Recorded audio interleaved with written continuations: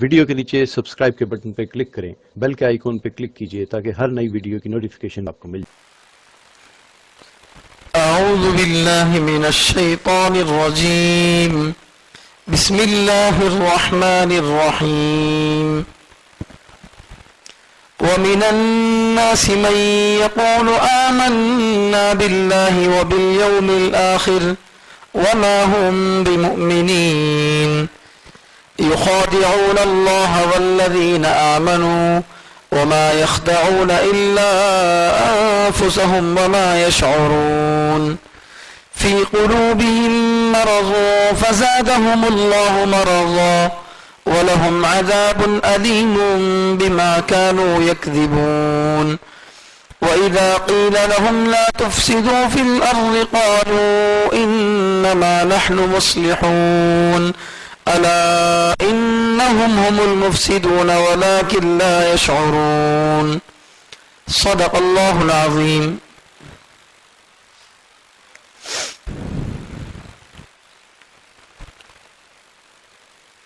پارے ایک سورہ بقرہ کی تفسیر چل رہی ہے۔ سورہ بقرہ کے شروع میں اللہ تعالیٰ نے قرآن کریم کے بارے میں یہ بتایا کہ قرآن کریم میں کوئی شک نہیں اور قرآن کریم ہدایت والی کتاب ہے۔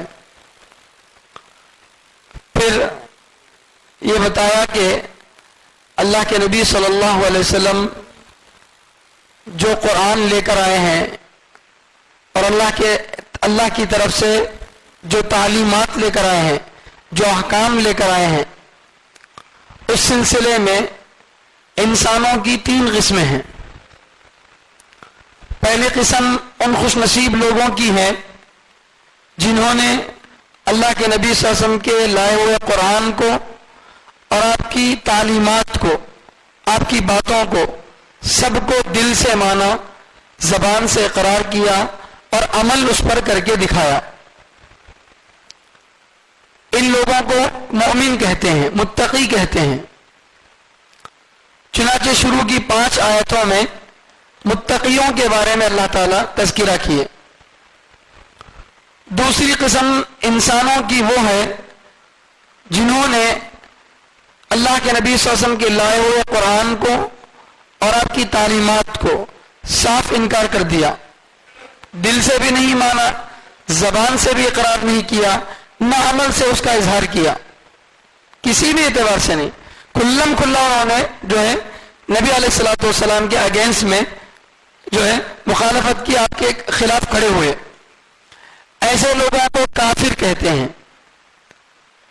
ان کے بارے میں 2 آیتوں میں شروع میں جو ہے بتایا گیا۔ تو 5 آیتوں میں ایمان والوں کے بارے میں اور 2 آیتوں میں کافروں کے بارے میں بتایا گیا۔ اب جو آیتیں بھی پڑھی گئی ہیں، یہاں سے 13 آیتیں لگاتار ان لوگوں کے بارے میں ہیں جنہوں نے اللہ کے نبی صلی اللہ علیہ وسلم کے لائے قرآن کو صرف زبان سے مانا، دل سے نہیں مانا، اور آپ کی تعلیمات کا صرف عمل سے اظہار کیا، لیکن ان کے دل میں ہرگز اللہ کے نبی صلی اللہ علیہ وسلم کی تعلیمات کی کوئی اہمیت نہیں تھی۔ تو ظاہری اعتبار سے اپنے آپ کو مسلمان کہتے تھے، لیکن اندر سے چھپے ہوئے کافر تھے۔ مسلمانوں کے ساتھ رہتے تو مسلمانوں کے جیسے اعمال کرتے، مسجد میں آتے، نماز پڑھتے، روزہ رکھتے، سارے کام مسلمانوں کے جیسے کرتے، تاکہ مسلمان یہ سمجھیں کہ یہ ہمارا بھائی ہے۔ لیکن جب مسلمانوں سے ہٹ کر کافروں کے پاس جاتے تو ان سے یہ کہتے ہیں کہ ہم تو حقیقت میں تمہارے ساتھ ہیں، پھر وہاں کیوں جا رہے ہیں؟ ہم تو صرف ان کا مذاق اڑا رہے ہیں۔ ان کا مذاق اڑانے کے لیے ہم کیا کر رہے ہیں؟ وہاں جا رہے ہیں۔ یہ تیسری قسم ہے، اس کو منافق کہتے ہیں۔ پہلی قسم متقی مومن، دوسری قسم کافر، اور تیسری قسم منافق، ملحد، زندیق، بہت سارے الفاظ اس کے لیے استعمال ہوتے ہیں۔ تاریخ کے اندر یہ بات ملتی ہے، اللہ کے نبی صلی اللہ علیہ وسلم کے مکے کی زندگی میں صرف یا تو مومن تھے یا تو کافر تھے، منافق وہاں نہیں تھے. کیوں؟ اس لیے کہ مکہ پوری طرح سے کفار کے قبضے میں تھا، قریش کے قبضے میں تھا. تو لہذا کسی کو اس کی ضرورت ہی نہیں پڑتی تھی کہ وہ ظاہری طور پر ایمان لائے، دکھلاوے کے لیے ایمان لائے اور اندر سے کیا رہے؟ کافر رہے. اس کی ضرورت نہیں پڑتی تھی. کیوں؟ اس لیے کہ حکومت کس کی تھی؟ کافروں کی تھی. تو اگر کوئی یہ کہتا ہے کہ میں کافر ہوں تو کوئی اس کو مارنے والا نہیں تھا. ہاں، حالت اس کے برخلاف تھی. بعض ایسے مومن آپ کو مل جائیں گے جو دل سے اندر سے ایمان لا لیے لیکن زبان سے بھی اظہار نہیں کرے. دل سے تو ایمان لا لیے لیکن زبان سے اظہار نہیں کرے. بہت سارے صحابہ کے بارے میں فضائل اعمال کے اندر آپ لوگوں نے سنا ہے. کچھ صحابہ نئے نئے ایمان لائے اور آ کر ایمان کا اظہار کیا، بہت زبردست ان کو مارا پیٹا گیا. تو اللہ کے نبی صلی اللہ علیہ وسلم نے ان کو ہدایت دی، جب تک ہماری دعوت کو ایک غلبہ نہ مل جائے، ایک ہمارا ایمان ایک حد تک نہ پہنچ جائے، تب تک تم اپنے جو ہے جگہ سے یہاں نہ آنا، اپنے ہی گاؤں میں رہ کر اعمال کرتے رہنا. تو مکے کی زندگی میں ایمان لا کر چھپاتے تھے تاکہ کوئی مجھے تکلیف نہ دے. دل سے ایمان لاتے تھے، ضرورت پڑنے پر زبان سے اقرار کرتے تھے. لیکن مدینہ منورہ جب اللہ کے نبی صلی اللہ علیہ وسلم آئے تو اللہ کے نبی صلی اللہ علیہ وسلم کے مدینے کو آنے سے پہلے مدینے کے اندر دو قبیلے بڑے مشہور تھے. ایک قبیلہ تھا اوس، دوسرا قبیلہ تھا خزرج. اوس اور خزرج یہ دو بھائیوں کے نام ہیں. دو بھائیوں کی ہی اولاد دو خاندان بن گئی. اور تعجب کی بات یہ ہے کہ یہ دونوں قبیلے کے لوگ آپس میں رشتہ دار ہوتے ہیں، کیونکہ ان کے دونوں کے جو بڑے بزرگ ہیں وہ بھائی بھائی ہیں. تو رشتے میں چچا کے تایا کے بیٹے ہوتے تھے، مگر ان کے درمیان اس قدر لڑائیاں ہوتی تھی کہ ایک دوسرے کے خون کے پیاسے رہتے تھے. معمولی باتوں پر جھگڑا کرنا ان کی ایک عادت تھی. تو ہوا کیا؟ لمبی تاریخ میں آپ کو سنا رہا ہوں تاکہ آپ کو سمجھ میں آئے، کیونکہ یہ پہلی مرتبہ ہماری تفسیر کے اندر منافقوں کا ذکر آ رہا ہے، اور آئندہ الف لام میم کے اندر کیا پورے قرآن میں کئی جگہ آئے گا. میں بار بار اس کو نہیں دہراؤں گا. اللہ کے نبی صلی اللہ علیہ وسلم ابھی مکے میں ہی تھے. اس وقت مدینے کے جو یہودی تھے وہ اوس اور خزرج کے لوگوں سے کہتے تھے کہ ایک آخری نبی آنے والے ہیں، وہ آخری نبی آئیں گے تو ہم ان کے ساتھ مل کر تمہارے سے لڑائی کریں گے. کیونکہ میجارٹی کے اعتبار سے اوس اور خزرج والے زیادہ تھے، ان کی طاقت زیادہ تھی، یہودیوں کی طاقت اتنی نہیں تھی. تو یہودی اللہ کے نبی صلی اللہ علیہ وسلم کے ظاہر ہونے سے پہلے اور آپ کا تذکرہ مدینے کو پہنچنے سے پہلے کیا کہتے تھے ان لوگوں سے کہ اے اوس اور خزرج کے لوگوں، آخری زمانے میں ایک نبی آنے والے ہیں، جب وہ نبی آئیں گے تو ہم ان پر ایمان لائیں گے، پھر ان کے ساتھ مل کر تمہارے سے لڑائی کریں گے. ایسا کہتے تھے. ہوا یہ کہ اوس اور خزرج کے لوگ اس زمانے میں حج کے لیے مکہ مکرمہ آئے تھے. حج ایسی عبادت ہے جو ابراہیم علیہ السلام کے زمانے سے چلی آ رہی ہے. یہ الگ بات ہے کہ اس میں رسم و رواج تھے، بہت ساری غلط چیزیں شامل ہو گئی تھی، لیکن زمانے جاہلیت میں بھی حج ہوتا تھا. اب لوگوں نے سنا ہے کہ اللہ کے نبی صلی اللہ علیہ وسلم زیادہ تر دعوت دینے کے لیے کون سا موسم استعمال کرتے تھے؟ حج کا موسم ہی. ان 4 مہینوں میں تقریباً اللہ کے نبی صلی اللہ علیہ وسلم جو ہے گشت کر کے خوب ایک ایک آدمی کے پاس جا کر دعوت دیتے تھے. تو ویسا ہی ہوا جب اللہ کے نبی صلی اللہ علیہ وسلم طائف جا کر واپس آئے اور وہاں سے بھی مایوسی ہو گئی. مکے کے اندر بھی 10 سال سے محنت کر رہے، کوئی نتیجہ زیادہ بڑا نظر نہیں آ رہا. تو اب اللہ کے نبی صلی اللہ علیہ وسلم جو ہے محنت کرنے کے لیے حج کے زمانے میں وہاں رہنے والے قافلوں میں گشت کرنے لگے. تو وہاں اوس اور خزرج کے لوگ مدینے کے جو مشرک تھے وہ ملے. اللہ کے نبی صلی اللہ علیہ وسلم ان کے پاس گئے اور جا کر ان کو دعوت دی، اللہ کی بات سنائے اور اپنے نبی ہونے کو بتائے، کچھ بنیادی باتیں دین کی ان کے سامنے رکھے. تو اب ان لوگوں کو پہلے سے یہودیوں سے بات سنی ہوئی تھی کہ آخری نبی آنے والے ہیں، وہ سچے نبی ہوں گے، ان کی علامتیں یہ ہوں گی، سب کچھ انہوں سن لیے تھے. سنتے ہی بولے تمہیں ان پر ایمان لا کو ہمارے ساتھ لڑتے سو کیا، ہمیں پہلے ان پر ایمان لا کو تمہارے ساتھ لڑتے. یہ کہتے ایک غیر جو ہے پہلے تقریباً 6-7 لوگ جو ہیں وہ لوگ کیا کرے تھے، اور وہ سب کے سب اللہ کے نبی صلی اللہ علیہ وسلم پر ایمان لائے اور بیعت کیے، اور جا کر مدینہ منورہ میں آہستہ آہستہ محنت کرنا شروع کیے.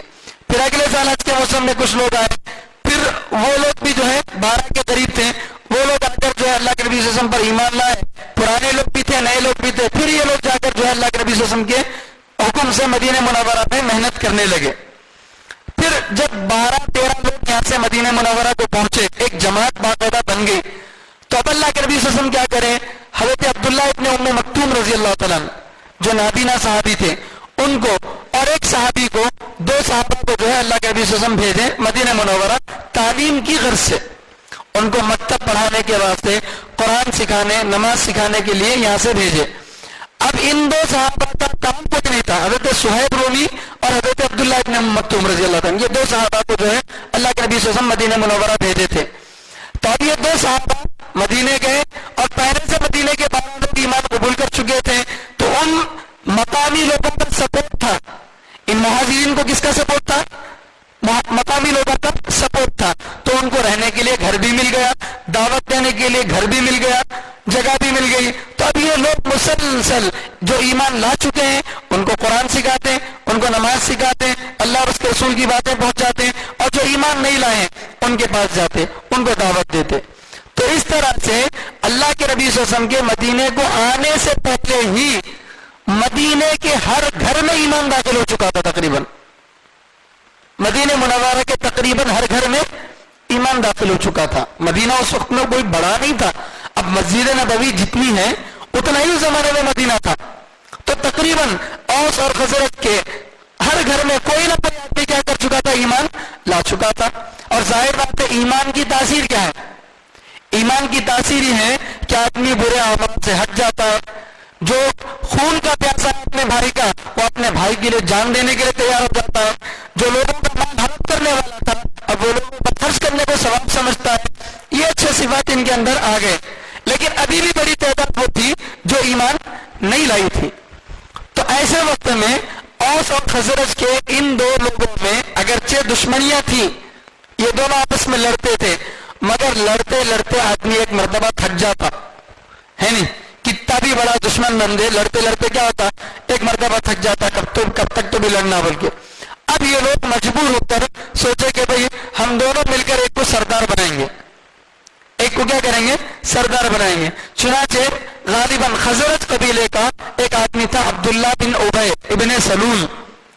وہ آدمی بہت ہی ماہر آدمی تھا، حکومت کرنے کا اس کے پاس ایک ملکہ تھا، بولنے کی اچھی طاقت اس کے پاس تھی، رنگ روپ کے اعتبار سے بھی اچھا، اونچا، گورا، چٹا، زبردست آدمی تھا.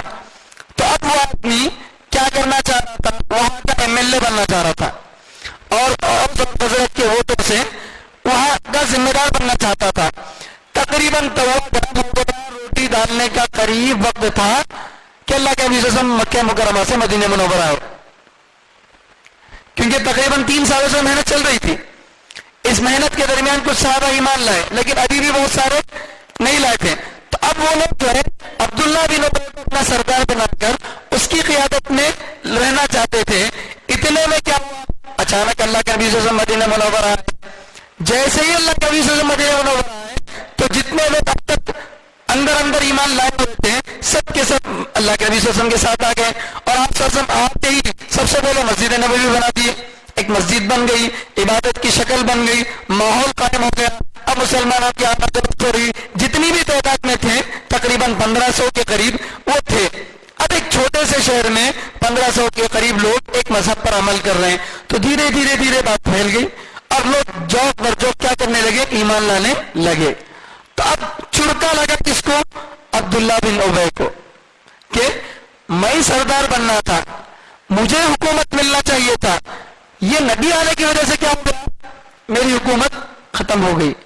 تو لہذا اب کیا کرنا ہے، جب اللہ کے نبی صلی اللہ علیہ وسلم آئے مدینہ منورہ تو شروع میں ابھی کچھ مہینے کچھ ہفتے گزرے تھے، وہ یہ سمجھا کہ ان لوگوں کی کیا حیثیت ہے، یہ 1000-1500 لوگ مکے کے قریش لوگوں سے بھاگ کر آئے ہیں، اگر قریش کا ایک قافلہ یہاں آ جائے گا تو ان کو مسل کے رکھ دیتا، اس وجہ سے کوئی ٹینشن لینے کی ضرورت نہیں ہے، ذرا دن میں ان کا مواد ختم ہو جاتا، پھر واپس میں بن جاتا ہوں، وقتی طور پر تکلیف ہوئی اس کو۔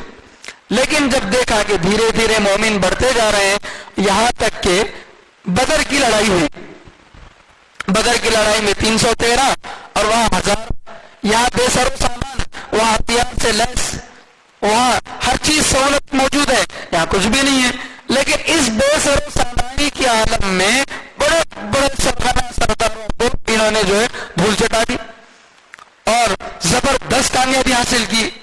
تو اب عبداللہ بن ابی کو جھٹکا لگا، اوہو میرے سے بڑی غلطی ہو گئی، میں سمجھا تھا کہ یہ لوگوں کی کوئی حیثیت نہیں ہے، یہ اپنے آپ ختم ہو جائیں گے، یہ ختم ہونے والے نہیں ہیں، انہوں نے تو قریش کو جو ہے پچھڑا دیا ہے، لہذا اب یہ دھیرے دھیرے مضبوط ہوں گے، اب ان سے لڑنا ہے تو لڑنے کے لیے اس کے پاس اتنا بڑا لشکر نہیں ہے، کیوں؟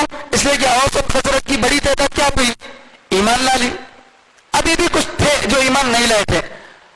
اب لوگوں کو دیکھو، جب اپنی مطلب پر عمل کرنا ہوتا ہے، اللہ معاف فرمائے مسجدوں کے اندر بھی ہوتا ہے ایسا، ایک مسجد میں ایک کمیٹی بہت اچھے طریقے سے کام کرتے رہتی، لیکن پھر اچانک سے ایک جنا کھڑا ہو جاتا، میں بھی ایک کمیٹی بناتا ہوں، تمہارے کو کیا مسجد میں کام کرنے کا حق ہمارے کو نہیں، کیا بلکہ جو ہے خامخواہ کی انتشار کرنے کے لیے ایک نیا شوشہ شروع کرتے ہیں۔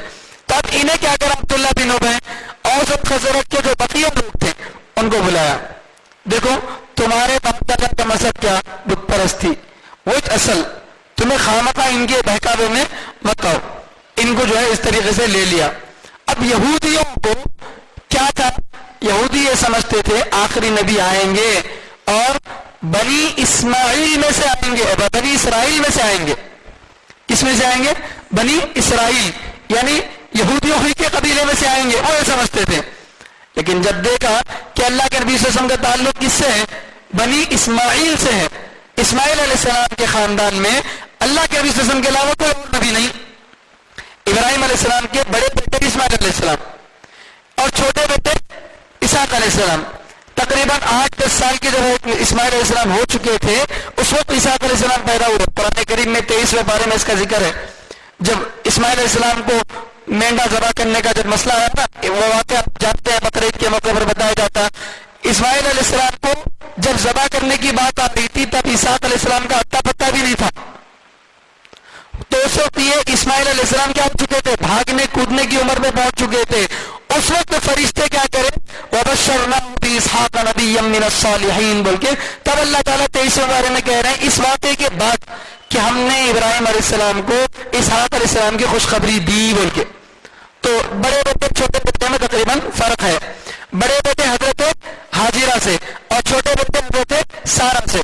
تو اب حضرت اسماعیل علیہ السلام کے خاندان میں حضرت نبی علیہ السلام کے علاوہ کوئی اور نبی نہیں ہے، اور حضرت اسحاق علیہ السلام کی اولاد میں اسحاق علیہ السلام نبی ہیں، اسحاق علیہ السلام کے بیٹے یعقوب علیہ السلام نبی، ان کے بیٹے حضرت یوسف علیہ السلام نبی، اور ایک بیٹے حضرت یہودا بعض روایتوں کے اعتبار سے وہ بھی نبی۔ تو اس طریقے سے یہ نبیوں کا خاندان نکلا، قریب 70,000 انبیاء بنی اسرائیل کے اندر آئے، تقریباً 70,000 انبیاء بنی اسرائیل میں آئے۔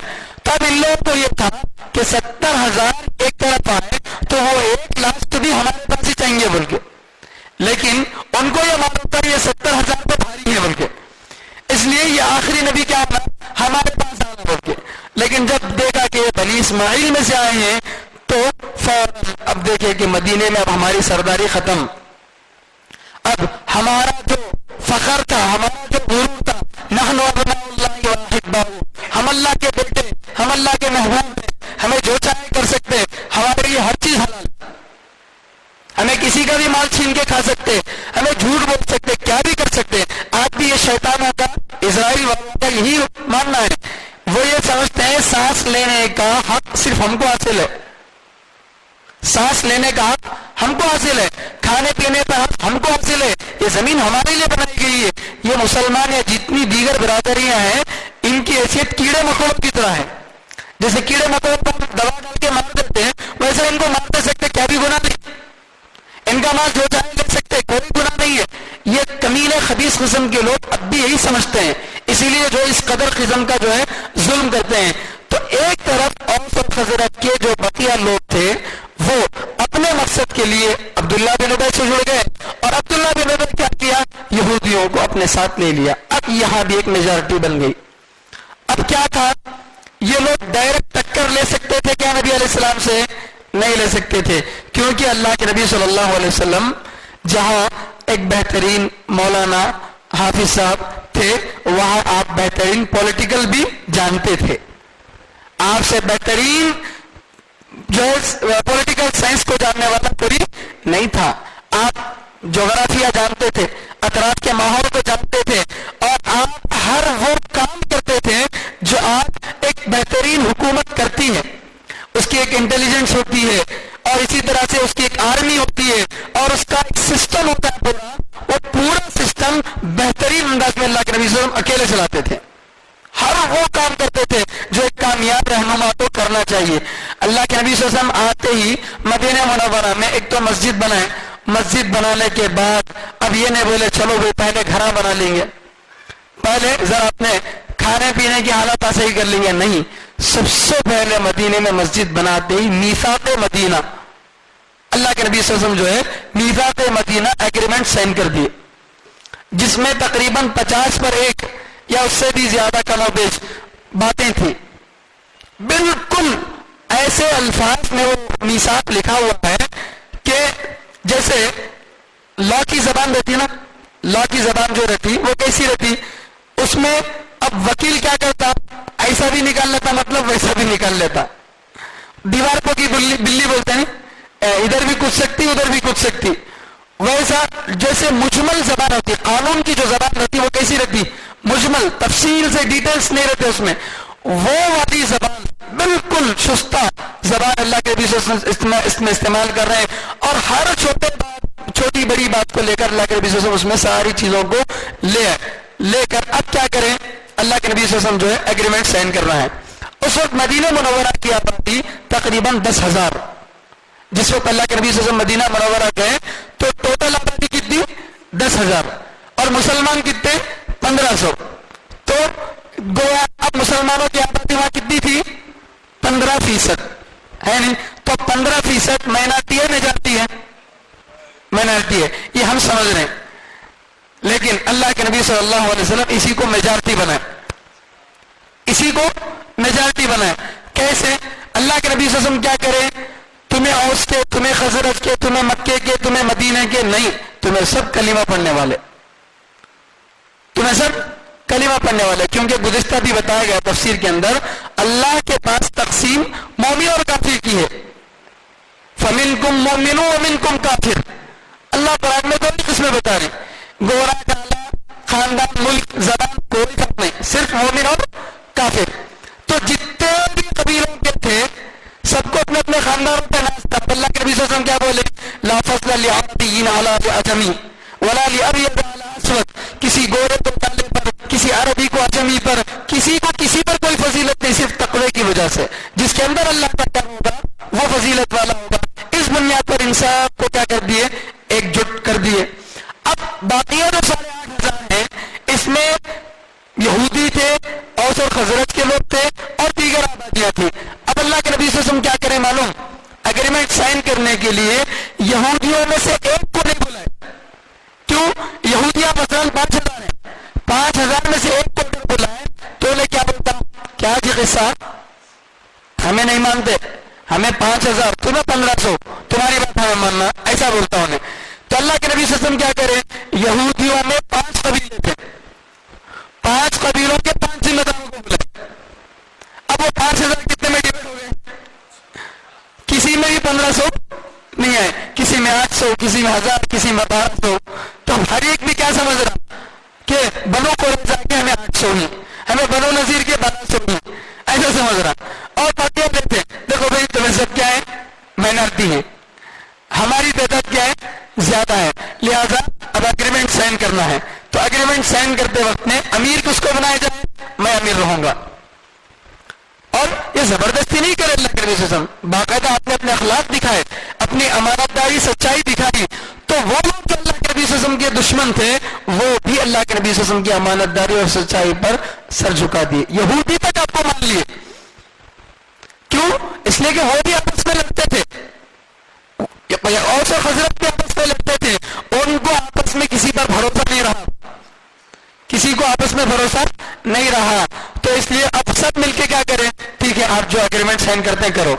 تو اب میثاق مدینہ اگریمنٹ سائن کرنے سے سب کے ہاتھ بن گئے. اب عبداللہ بن ابی کچھ ایکشن لینا بولے تو اوس کو لیا تو 700 لوگ، اب بقیہ 9300 لوگ، یہ ایک طرف ہے اور انہوں 700 ایک طرف. تو اب ان کی حالت کیا ہوتی؟ کر سکتے خلاف؟ نہیں کر سکتے. تو اس وجہ سے کوئی بھی اگر مخالفت کرنا چاہتا تو یہ ڈر کر کے بھئی ہمیں اگریمنٹ سائن کر ڈالے، اور اگریمنٹ میں بات لکھی ہے تمہیں ہمارے سے نہیں لڑنا، ہمیں تمہارے سے نہیں لڑتے، ہمارا اگر کوئی لڑنے کے لیے آئے تو تمہیں ہمارا ساتھ دینا، تم سے کوئی لڑنے کے لیے آئے تو ہمیں کیا کرتے ہیں تمہارا ساتھ دیتے. اس طرح سے اگریمنٹ سائن کر لیے تھے. اب مرتا کیا نہ کرتا. تو اس طریقے سے ان لوگوں کے ہاتھ بن گئے. بات سمجھ میں آ رہی؟ بہت شاید لمبی تفصیل ہو گئی، لیکن میں آپ کو سمجھانا چاہ رہا ہوں کہ منافقوں کی بنیاد کیسے پڑی، پھر آپ کو آگے کی آیتیں سمجھ میں آئیں گی. یہ اندر کی دشمنی کئی کو رکھے کھلا جا کے کر سکتے تھے نہ بول کے. تو ایک تو حکومت چلے گی، اب حکومت گئی بول کے لڑنے کے لیے بھی نہیں تھا. اب کرنا کیا؟ اب ان کے پاس ایک ہی راستہ تھا، دو راستے تھے. ایک تو یہ کہ وہ ایمان قبول کر لیتے جس کے لیے وہ تیار نہیں تھے. اب دوسرا راستہ کیا؟ دشمن بن جائے تو دشمنی مول لینا ان سے نہیں ہو سکتا تھا. اب کیا کرنا؟ تو تیسرا راستہ اور یہ نکالے کہ ہمیں ظاہری اعتبار سے ان کے دوست بن جائیں گے تاکہ مسلمانوں کی طرف سے لڑائی سے ہم بچ جائیں. اگر ہمیں کافر بولے تو ہم ہمارے سے لڑنے سے بچ جائیں.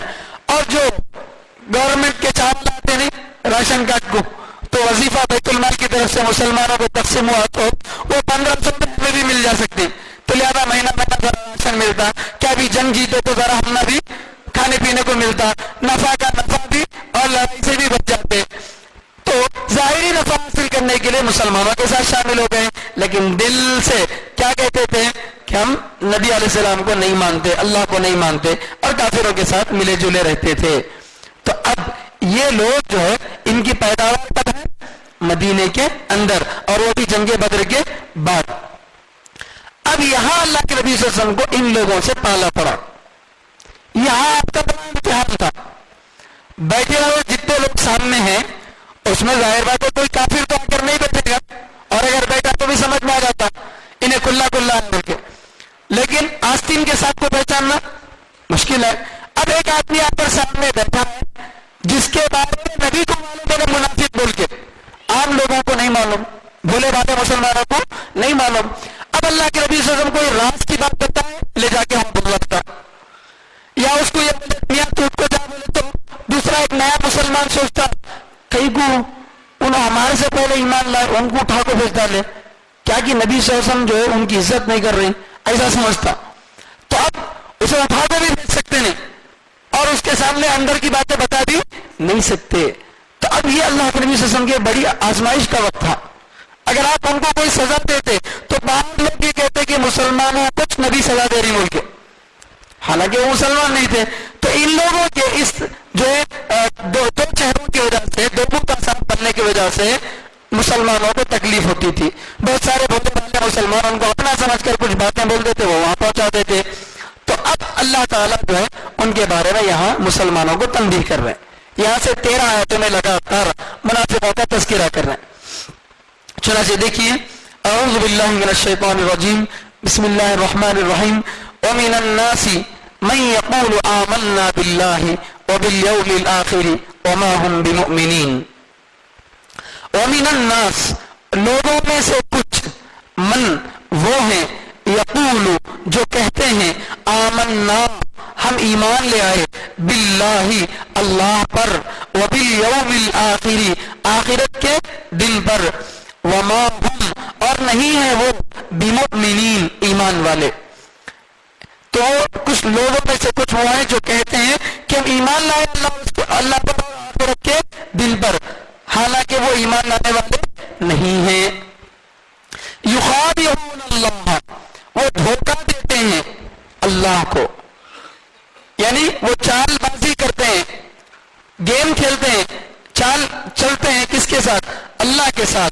والذین آمنوا، اور ایمان لانے والوں کے ساتھ، وہ ایمان لانے والوں کو اور اللہ کو دھوکہ دیتے ہیں. وما يخدعون، حالانکہ وہ دھوکہ نہیں دیتے، الا انفسهم، مگر اپنے آپ کو، حالانکہ وہ دھوکہ نہیں دے رہے مگر اپنے آپ کو. وما يشعرون، اور وہ محسوس نہیں کرتے، وہ نہیں جانتے. فی قلوبہم مرض، ان کے دلوں میں بیماری ہے. فی قلوبہم، ان کے دلوں میں مرض، ایک بہت بڑی بیماری ہے. فزادہم اللہ مرضا، تو اللہ نے ان کی بیماری کو اور بڑھا دیا. فزاد، بڑھا دیا، زیادہ کر دیا، ہم، ان کو، اللہ مرضا، اللہ نے بیماری، تو اللہ نے ان کی بیماری کو کیا کر دیا؟ بڑھا دیا. وَلَهُمْ، اور ان کے لیے عذاب علیم، تکلیف دینے والی سزا ہے. اور ان کے لیے تکلیف دینے والی سزا ہے. کیوں؟ بیمار، اس وجہ سے کانوا یکذبون، کہ وہ جھوٹ بولتے تھے. اس وجہ سے کہ وہ کیا کرتے تھے؟ جھوٹ بولتے تھے. ترجمے سے آپ کو کچھ باتیں سمجھ میں آ گئی ہوں گی. تو یہ ان لوگوں کے بارے میں اللہ تعالیٰ نے کیا کیا؟ منافقوں کے بارے میں یہاں پر بتا دیا کہ لوگوں میں سے کچھ وہ ہیں جو کہتے ہیں کہ ہم اللہ پر ایمان لائے اور آخرت کے دن پر ایمان لائے، حالانکہ وہ ایمان لانے والے نہیں ہیں. یہ آیت جیسے اور حضرت کے مشرکوں کے بارے میں جو منافق بن گئے تھے، ان کے بارے میں تو بات کھلی کھلی ہے.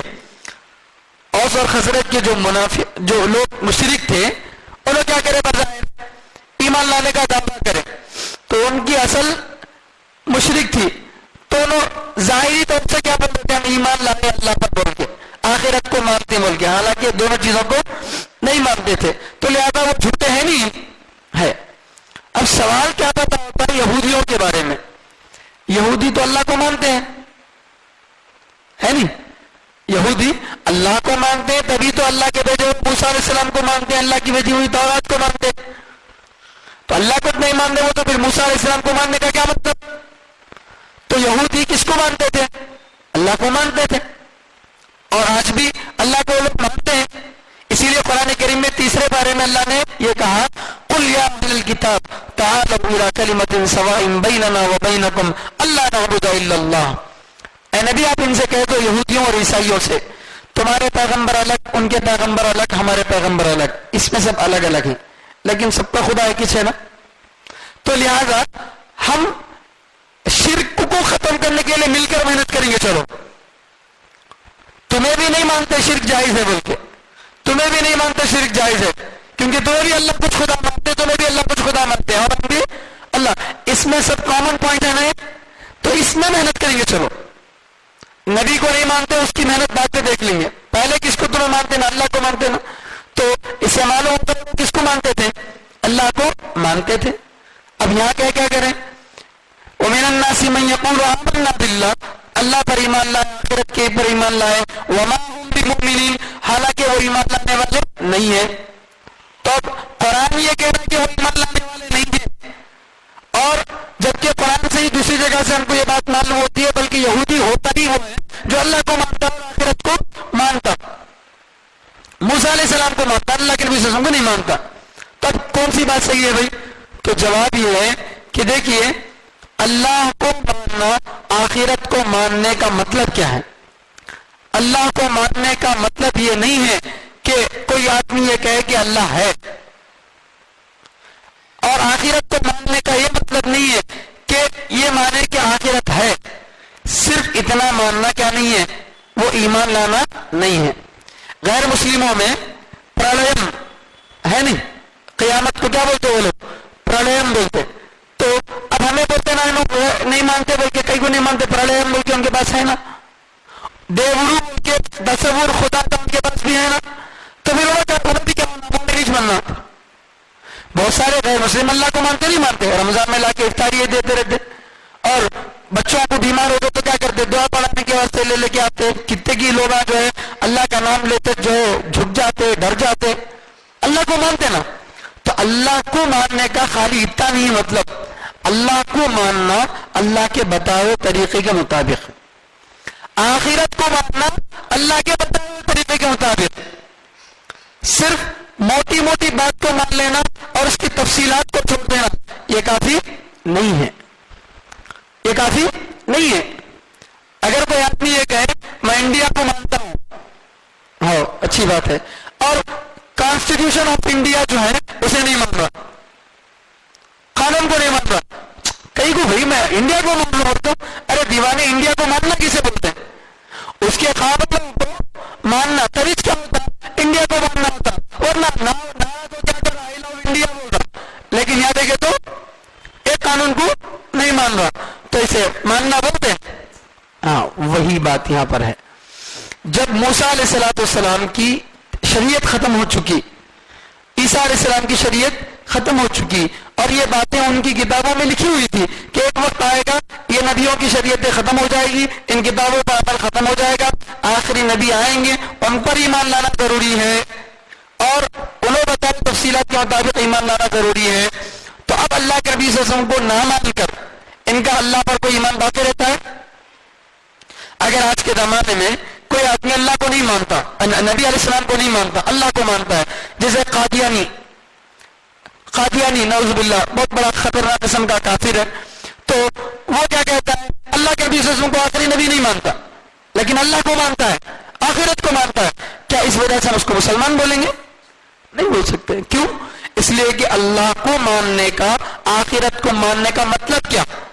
اللہ کو اور آخرت کو ماننے کا مطلب یہ ہے کہ اللہ کو ماننا ویسے جیسے اللہ نے بتایا، اور آخرت کو ماننا ویسے جیسے شریعت نے بتایا، جو تفصیلات اس کے بارے میں بتائی گئی ان سب کو ماننا، تب جا کر آخرت کو ماننا ہوا، تب جا کر اللہ کو ماننا ہوا، ورنہ صرف زبان سے ڈھونگ نچانا یہ ماننا نہیں ہے۔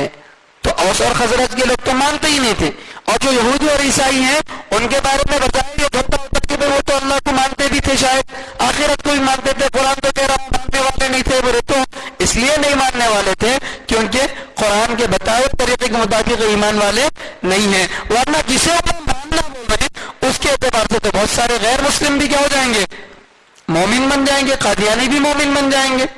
تو لہذا یہ آخرت کو اللہ کو ماننے کا مطلب نہیں ہوا۔ تو اس اعتبار سے اللہ تعالیٰ کہہ رہے ہیں کہ وہ زبان سے کہہ رہے ہیں کہ ہم اللہ کو مانتے ہیں، آخرت کو مانتے ہیں، لیکن وہ ایمان لانے والے نہیں ہیں۔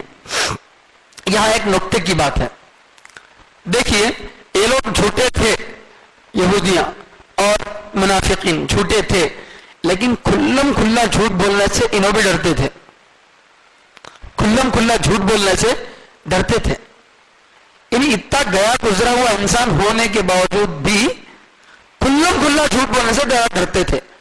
یہاں انہوں یہ نہیں بولے آمنا باللہ والرسول، ہم اللہ کو مانتے ہیں رسول کو مانتے ہیں، بول دو کیوں؟ اس لیے کہ اللہ کو مانتے ہیں بولتے ہیں وہاں تک تو بات صحیح ہے، کیونکہ ان کے اپنے خیال کے مطابق کیا کر رہے ہیں، اللہ کو مان رہے ہیں، اور آخرت کو بھی انہوں اپنے خیال کے مطابق مان رہے ہیں۔ یہ الگ بات ہے کہ وہ اسلام کے بعد ایکسپٹ نہیں ہے، اسلام کے نزدیک وہ اس کو اللہ تعالیٰ اسے ایکسپٹ نہیں کرتے، یہ الگ بات ہے، لیکن ان کے گمان کے مطابق تو کیا کر رہے ہیں، اللہ کو اور آخرت کو مان رہے ہیں، لیکن انہوں کس کو نہیں مان رہے ہیں، نبی علیہ السلام کو نہیں مان رہے ہیں۔ تو جس کو انہوں اپنے گمان کے مطابق مانتے نہیں ہیں اسے زبان سے بھی نہیں بول رہے ہیں، اسے زبان سے بھی نہیں بول رہے ہیں، تاکہ کھلم کھلا جھوٹ نہ ہو جائے۔ جھوٹے تو تھے، ان کی تعریف نہیں ہے، لیکن ایک بات یہاں پر سیکھنے کی ہم کو یہ ملتی ہے کہ اتنے خطرناک قسم کے منافق ہو کر بھی یہ لوگ کھلم کھلا جھوٹ بولنے سے کیا کرتے تھے، بچتے تھے، اور آج پکے مومن ہو کر بھی کیا کرتے ہیں، جھوٹ بولتے ہیں، اور یہ سمجھتے ہیں کہ جھوٹ کے بغیر تجارت ہوتی نہیں۔ استغفر اللہ، جس اللہ نے تجارت کو حلال کیا اور اس کے اصول و ضوابط بتایا، کیا اس کو نہیں معلوم ہے کہ سچ بولنے سے تجارت چلتی ہے، جھوٹ بولنے سے تجارت چلتی ہے؟ لیکن ہم سمجھے کہ اس کے بغیر کام نہیں ہے۔ چھوٹی چھوٹی باتوں پہ کون کی دوست فون کر بول رہے ہیں باہر گھر میں نہیں بول کو، ارے کیا ضرورت ہے کوئی جھوٹ بولنے کی، ہے نہیں؟ تو بیکار بات پہ کوئی ضروری بات نہیں، بڑی بات نہیں، معمولی کیا کر رہے ہیں، بچوں سے جھوٹ بولنے لگاتے، ابا نہیں گھر میں، جماعت والے آئے گیسٹ کے واسطے، تو اندر بیٹھ کوئی مامو، اب آئے تو پھنس جاتی، کرتا بلے کو مسجد کو جانا پڑتا، اس وجہ سے کیا کر رر ہیں، انہوں نے ہی یہ اندر سے بول رہے، تو وہ والا قصہ۔ تو ایسا جھوٹ بول دینا صاف صاف، گھر میں رہ کے گھر میں نہیں بولنا، تو یہ جھوٹ تو کم سے کم ہم مسلمانوں کے لیے مناسب نہیں. وہ جھوٹے ہو کر بھی کھلم کھلا جھوٹ سے بچتے تھے، اور ہم آخری نبی پر ایمان لانے کا دعویٰ کرنے والے صاف صاف جھوٹ بولیں تو ہمارے لیے شان کی مناسب ہے نہیں ہے. تو ایک بات یہ ہے. اچھا، یہاں عربی زبان کے اعتبار سے ایک بات یہ ہے، وہ جو کہہ رہے ہیں آمنا باللہ وبالیوم الآخر، کہ وہ کہہ رہے ہیں ہم اللہ پر ایمان لائے، آخرت کے دن پر ایمان لائے، اور اللہ اس کا جواب کیا دے رہے وما ہم بمؤمنین، وہ لوگ کبھی بھی ایمان لانے والے ہیں ہی نہیں. دونوں میں فرق ہے. وہ لوگ ابھی اپنے پاسٹ کے بارے میں بتا رہے آمنا، ہمیں ایمان لا لیے بول کے. اب پریزنٹ اور فیوچر کیا ہے اس کے بارے میں لوگ نہیں بولے. اللہ ان کے پاسٹ پریزنٹ فیوچر سب کو ڈسمس کر دیے اس جملے سے وما ہم بمؤمنین، اور کبھی ایمان لانے والے نہیں ہیں. تو یہ ان کی نفی جو کی گئی، ان کے ایمان کی جو اللہ تعالیٰ نفی کر رہے ہیں اس کا انداز الگ ہے. یہاں یہ نہیں بول رہے وما آمنوا، وہ ایمان نہیں لائے، تو پاسٹ کا جواب پاسٹ سے یہ ایسا ہوتا، یہ نہیں دے رہے وما ہم بمؤمنین، وہ کبھی ایمان لانے والے ہیں ہی نہیں. تو اس طریقے سے جو ہے کہہ رہے ہیں. اور وہ لوگ کیا کر رہے ہیں اپنے گمان کے مطابق دھوکہ دے رہے کس کو؟ اللہ کو اور ایمان لانے والوں کو. یخادعون اللہ والذین آمنوا، وہ دھوکہ دیتے ہیں اللہ کو اور ایمان لانے والوں کو. حالانکہ اللہ کو دھوکہ دے رہے ہیں بول کے ان کے گمان میں اگر تھا تو ان کی بڑی غلط فہمی ہے، لیکن انہوں بھی یہ سمجھتے ہوں کہ اللہ کو دھوکہ نہیں دے رہے. مگر ایمان لانے والوں کے دھوکہ دینے کو اللہ کہہ رہے یہ اللہ کو دھوکہ دینا. ایمان لانے والوں کو دھوکہ دینے کو اللہ کیا بول رہے ہیں؟ اللہ کو دھوکہ دینا. اسی لیے حدیث میں آتا ہے نہیں اگر کوئی میرے ولی کو ستائے تو آپ کس کو ستا رہا گویا کہ اللہ کو ستا رہا. تو ایسے اگر کسی مومن کو تکلیف دے رہے تو حقیقت میں کس کو تکلیف دے رہے؟ اللہ کو تکلیف دے رہے. تو اس لیے علماء کو، اللہ والوں کو، ایمان والوں کو تکلیف دینے سے پہلے سوچنا چاہیے کہ ہم ان کو نہیں بلکہ کس کو تکلیف دے رہے ہیں، گویا کہ اللہ کو تکلیف دے رہے ہیں. تو وہ دھوکہ دے رہے ہیں کس کو؟ بظاہر اللہ کو اور ایمان لانے والوں کو. تو اللہ فرمانے انہوں دھوکہ ان کو نہیں دے رہے. اللہ کو تو دھوکہ دے ہی نہیں سکتے، اللہ عالم الغیب ہے. اور جہاں تک ایمان لانے والوں کی بات ہے ان کو بھی دھوکہ نہیں دے سکتے، کیونکہ دھوکہ کس کو ہوتا جس میں سامنے والے کی پلاننگ کے بارے میں مجھے معلوم نہ ہو.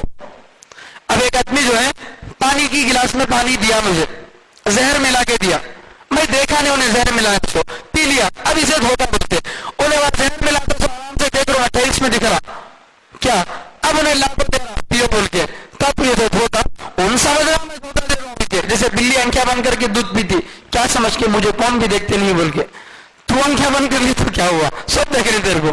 تو ویسا آنکھیں بند کر لیے سو بلی کے جیسا انہوں سمجھتے کیا تھے ہمیں سب کو دھوکہ دے رہے. دیکھے کیا ہمیں مسلمانوں کے ساتھ جا کے بیٹھ کے ان کا مذاق اڑائے، ان کو یہ کرے، پھر بھی ہمارے بارے میں معلوم ہی نہیں ہوا ان کو. تو سمجھ رہا ان کو معلوم نہیں ہوا بول کے.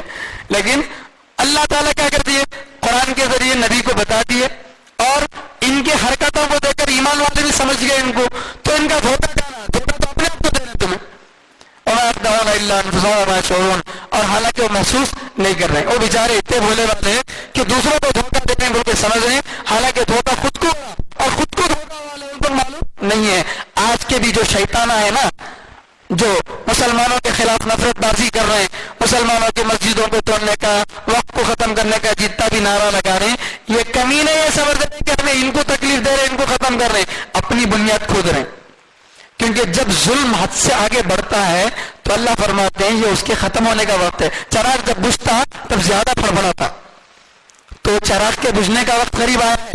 تو جس کی وجہ سے وہ سمجھ رہے ہیں کہ ہمارا غلبہ ہو گیا، غلبہ کچھ نہیں. قرآن پڑھ کر دیکھو اطمینان ہوگا. جب بھی ایسا ہوا ہے، فرعون جب کیا کیا 70,000 بچوں کو قتل کرا تو اس کے بعد کامیابی ملی اسے، اس دن سے اس کا زوال ختم شروع. جس دن 70,000 بچوں کو قتل کرا اسی دن موسیٰ علیہ السلام کو اللہ گھر میں پہنچا دیا.